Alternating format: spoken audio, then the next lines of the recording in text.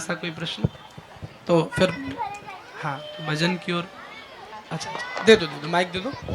हरे कृष्णा। प्रभु जी, जो हम जीव आपका नाम क्या है? मानसी प्रजापति। मानसी प्रजापति जी। प्रभु जी, जो जीव को पालते हैं, जैसे मछली पाल रहे, कछुआ पाल रहे, या फिर कोई भी रास्ते पे हमें जीव दिखता है तो उसको हम लोग पालने लगते हैं, तो वो सही है कि गलत है? देखिए ये भी बहुत प्रश्न उत्तम है, एक बार ताली सेवा इनके लिए। देखिए जीवों को कैद करना हमारे धर्म में अपराध है। कई लोग तोता पालते हैं, पिंजड़े में रख देते हैं, कई बार कछुए को ले आते हैं, एक डिब्बे में पैक कर देते हैं। अगर कोई जीव आपको ऐसा रास्ते में दिख रहा है, आप मदद वास्तविक करना चाहते हैं, तो उस जीव को लीजिए और एक बड़े से जलाशय में, क्योंकि उनका भोजन भगवान ने स्वयं बनाया हुआ है।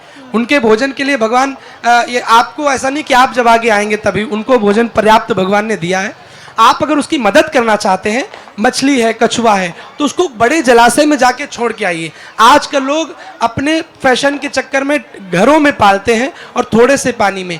किसी भी जीव को कैद करना ये अपराध है, ठीक है ना बेटा? तो जीवों पर अगर दया करनी है, अगर वास्तव में धर्म करना है, तो उनके स्थान पर जो उनके लिए बना है। अब हम आपको, अब जैसे मैं लाचार हूँ, मेरे पास घर नहीं है, मान लो एक बात कह रहा हूँ, और आप हम पर दया करना चाहते हैं, तो आपका ये मतलब थोड़ी ना कि हमें जेल में बंद कर देंगे। घर तो जेल भी है और घर बाहर भी है, लेकिन जेल का घर अलग है, बाहर का घर अलग है। इसीलिए कोशिश करो जो उनका स्थान बना है, कोई बड़ा जलाशय हो, कोई नदी हो, वहां छोड़ करके आ जाना चाहिए, ठीक है?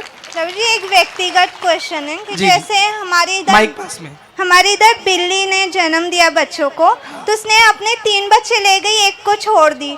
तो अब उसको हम जब बाहर निकालते तो लोग बोलते हैं कि गाड़ी के नीचे आ जाएगी, आप अपने घर में रखिए। हाँ तो ठीक है, आप एक काम करो, घर में उसका एक अलग स्थान बनाओ, ठीक है ना? पूरे घर में नहीं, पूजा के कक्ष में नहीं जाना चाहिए, आपके रसोई घर में नहीं जाना, तो एक उसका अलग स्थान रहे, सीमित स्थान रहे, और उसको खिलाइए पिलाइए। जब वो बड़ा हो जाए, चलने के योग्य हो जाए, तो उसको प्रणाम कर लीजिए, स्वतंत्र छोड़ दीजिए, ठीक है?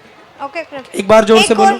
एक और क्वेश्चन। हाँ बोलिए। जैसे स्त्रियों को मासिक धर्म होता है, तो हाँ। उसमें वो अपने आप को कंट्रोल करती हैं कि मतलब ग्रंथ नहीं पढ़ सकते हैं, जप नहीं कर सकते हैं, अर्श विग्रह को हाथ नहीं लगा सकते हैं। हाँ। तो मैंने अभी तक जितना गीता पढ़ा और लोगों से पता किया, तो वो बोल रहे थे कि अर्श विग्रह को हाथ नहीं लगाना चाहिए, पर ग्रंथ पढ़ सकते हैं, जप कर सकते हैं, कथाओं में आके कथा सुन सकते हैं। देखिए, तो ये सही है? बहुत सुंदर प्रश्न है। देखिए, अगर स्त्री को मासिक धर्म आता है, कई लोग भावनाओं में बह जाते हैं और कहते हैं कि नहीं नहीं आजकल तो हम सब कर सकते हैं। देखिए, नियम में रहना चाहिए। जिस समय ऐसी अवस्था हो तो आप तीर्थ यात्रा में भी जा सकते हैं, विग्रह के पास नहीं, बाहर रह करके दर्शन कर सकते हैं।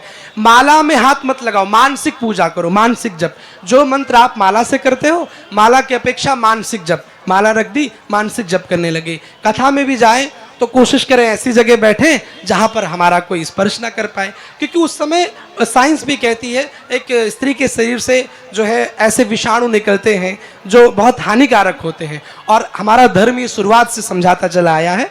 तो ऐसी अवस्था में आप मानसिक जप कर सकते हैं।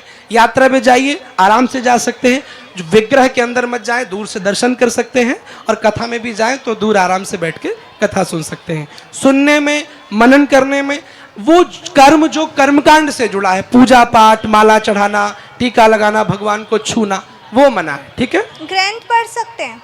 बिल्कुल। ग्रंथ कौन सा ग्रंथ? भगवत गीता हो गया। कोशिश करें कि हाथ में लेके ना पढ़े, आप मोबाइल में सुन सकते हैं, PDF या एक स्टैंड आप बनाएं और उस पर रख लें और कोई पन्ना पलटता जाए और आप उसको पढ़ते जाएं, ठीक है? ओके प्रभु जी, हरे कृष्ण। हरे कृष्णा, हरे कृष्णा।